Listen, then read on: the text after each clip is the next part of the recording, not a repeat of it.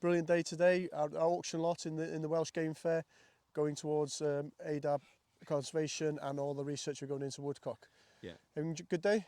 Absolutely fantastic, and great for a local lad Yolo to buy the day, for everybody to come out and enjoy themselves.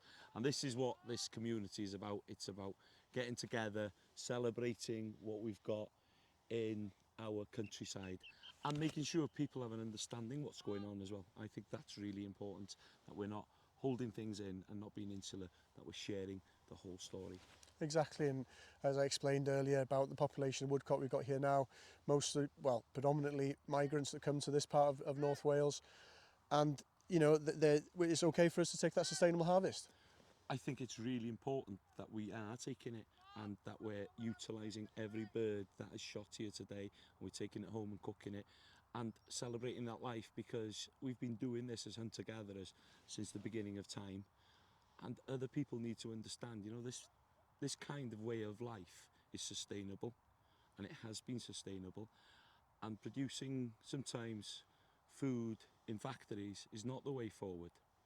And just celebrating what we've got, eating less of better food, is the way forward. Exactly, and just like farming is part of what we are in Wales, and in Cemglad, in the countryside in Wales, this is all part of our life, isn't it? Yeah, and I think as well, people have been so far removed away from what happens here and the reality of food production, farming and the countryside.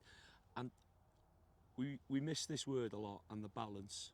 We need to keep the balance, and sometimes by keeping the balance of wildlife, whatever it is, it will help other birds, and it will help other creatures, and that's what we are, because we are the apex. We are at the top of that food chain, and if we don't do it, nobody else will. And it's a difficult thing.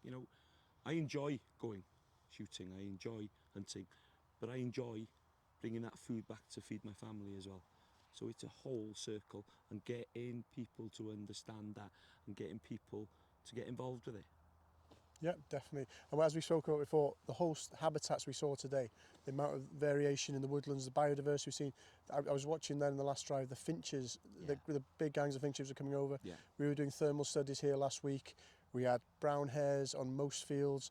There was snipe, lots of woodcock. We caught and ringed 11 birds.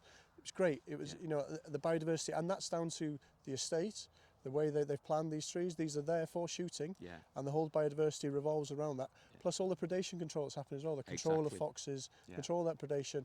That helps all the other wildlife as well. And I think we have to address some of the problems that we have, that magpies, crows, grey squirrels, these are big, devastating problems for songbirds. People will blame farming and the farming community, but we have to look at it, a bigger picture. As a farmer seeing it, as a kid, I would never see a badger. I would never see a badger.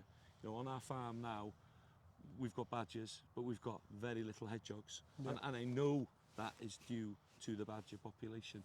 So we have to address everything, and we have to be honest with people, and we have to start this conversation.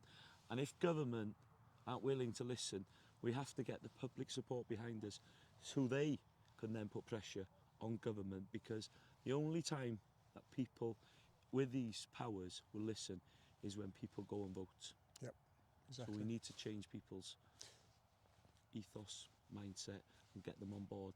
Education. Education is Gareth, key. diolch yn fawr iawn. Thank you very much for today, and we'll move on to the next drive. Last drive. Last drive, let's go.